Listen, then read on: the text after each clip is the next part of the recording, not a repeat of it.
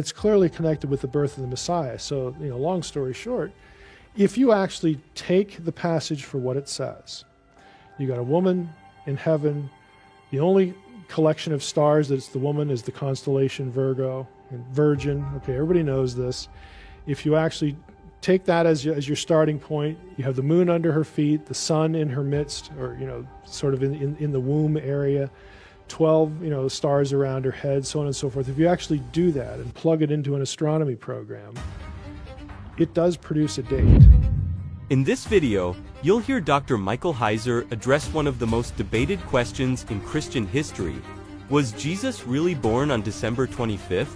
Drawing directly from Scripture, Revelation 12, ancient calendars, and astronomical data, Heiser explains why the traditional date may be symbolic rather than historical. What date does the Bible actually point to, and on what evidence? Let's watch together and examine the case step by step. That's when we celebrate it. Culturally, I'm fine with that. We do the Christmas stuff and, we have fun with it, but I don't think that this is, the date that Jesus was born. I take quite a different view of that. So do you really want to get into that? Yeah. Let's go. All right. Well, this is going to sound, kind of odd, but I'm one of a minority that thinks, believe it or not, that Revelation 12 actually means what it says. And I think shame on you. Shame on me. Okay, you're going against hundreds of years of tradition. I know. So, this is actually tied in. I'll just tell you how. One of the ways I got drawn into this was there's a common myth, and again, this is where we start to offend people. So this is what do they call those things? Trigger warning? Trigger warning. Yeah. This is a trigger warning. So you've had your first trigger warning. This whole show could be called Trigger Warning. We really honestly could. That's actually a good title for a show. It is. Okay, but this myth that in primeval days, before humans were created or right before the fall, that a third of the angels rebelled. And this is where Satan rebelled and took a third of the angels.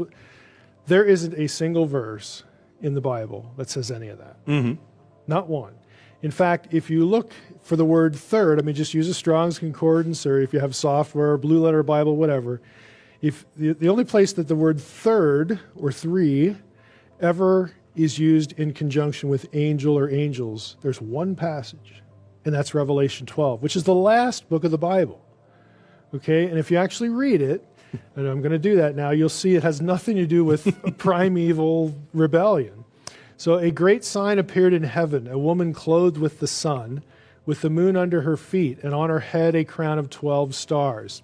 She was pregnant and was crying out in birth pains in the agony of giving birth. And another sign appeared in heaven. Behold, a great red dragon with 7 heads and 10 horns, and on his heads 7 diadems. His tail swept down a third of the stars of heaven. By the way, we don't even have the word angel there yet. It's stars. His tail swept down a third of the stars of heaven and cast them to the earth. And the dragon stood before the woman who was about to give birth, so that when she bore her child, he might devour it. She gave birth to a male child, one who is to rule all the nations with a rod of iron. But her child was caught up to God and to his throne. And the woman fled into the wilderness, where she has a place prepared for God, or by God, in which she is to be nourished for 1,260 days. Now war arose in heaven, Michael and his angels fighting against the dragon. And the dragon and his angels fought back. But he was defeated. There was no longer any place for them in heaven. And the great dragon was thrown down, that ancient serpent who is called the devil and Satan, the deceiver of the whole world, was thrown down to the earth, and his angels were thrown down with him. And the passage goes on, I heard a loud voice in heaven saying, now the salvation and power and the kingdom of our God and the authority of his Christ have come, for the accuser of our brothers has been thrown down, who accuses them day and night before our God. Mm-hmm. That's the first 10 verses. You look at that, and we have a third of the stars of heaven being cast down. We actually don't know if they were good guys who got destroyed by the dragon. We just assume that they're his angels because of the angels reference. The devil and the dragon and his angels fought back. Is that a good connection? We don't know. We're not told. But here's the point. The passage clearly refers to the first coming of the Messiah, because the Psalm 2, is quoted in verse 5. The woman gave birth to a male child who is to rule the nations with a rod of iron.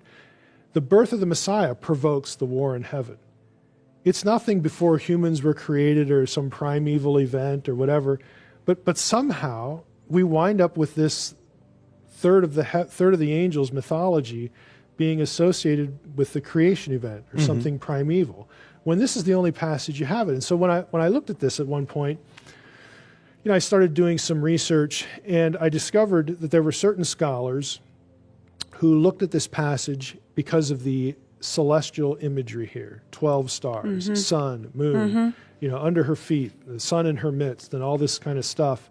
And they pointed out that this was stock vocabulary. This is normative descriptions for the heavens, celestial objects. So in other words, when John, earlier in the chapter, earlier in the book, is talking about looking into the heavens and seeing things, he actually means what he says, that there's something going on. And so he sees a great sign in heaven, a woman clothed with the sun. He's looking at the sky. I mean, this is, again, what I was reading, and I thought, well, that kind of makes sense. I mean, given all the celestial language here. But so I wonder what would the point be? And it's clearly connected with the birth of the Messiah. So, long story short, if you actually take the passage for what it says, you got a woman in heaven.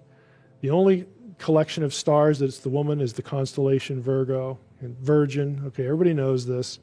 If you actually take that as your starting point, you have the moon under her feet, the sun in her midst, or sort of in the womb area, 12 stars around her head, so on and so forth. If you actually do that and plug it into an astronomy program, it does produce a date.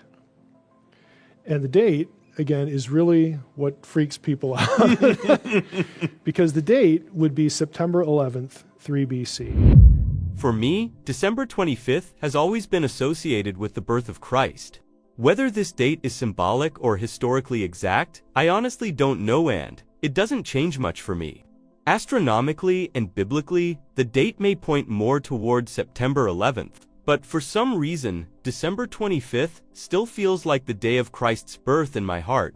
What truly matters is not the date itself, but that Christ was born and hope was born with him in our hearts. It's the only time when not only these sets of circumstances, but if you put it in an astronomy program, there are other things going on at the same time that John does not mention, but to a pagan and to a Jew would have signaled something specific. For instance, above the woman, what's the next constellation? Okay, it's Leo, the lion, okay, the tribe of Judah. Oh my goodness. Inside the constellation Leo, according to this set of celestial events, the king planet, Jupiter, because it's the king planet because it's the biggest one in Greco-Roman astronomy, was aligned, it overlapped with the king star, which is Regulus. So to a pagan, it would have been the sign of the birth of a divine king, but it's in the lion constellation. The dragon at her feet, again, if you plot this out on the ecliptic, there is a dragon figure. There's actually two of them. One is off the ecliptic. The ecliptic is the imaginary line that the constellations follow. In an astronomy program, it actually puts it on the screen for you. There's one at the side, Hydra, but there's also another one directly under her feet that today we would call it Libra and Scorpio. But in the ancient world, they were combined as one and referred to as a dragon. Okay? It's waiting to devour the child. I mean, if you put all of these things in, all of the events, what's here in John and those conjunctions, it's an unusual event. And September 11th, 3 BC is the one you get. Dr. Michael Heiser examines common traditions about the birth of Christ, challenging the idea of a primeval angelic rebellion and exploring Revelation 12, biblical symbolism, and astronomy. He presents why September 11th BC may align with the biblical narrative. Regardless of symbolism or debate, December 25th still feels connected to Christ's birth for me. What truly matters is that Christ was born and hope entered our hearts. If you enjoy this kind of content, please subscribe to the channel.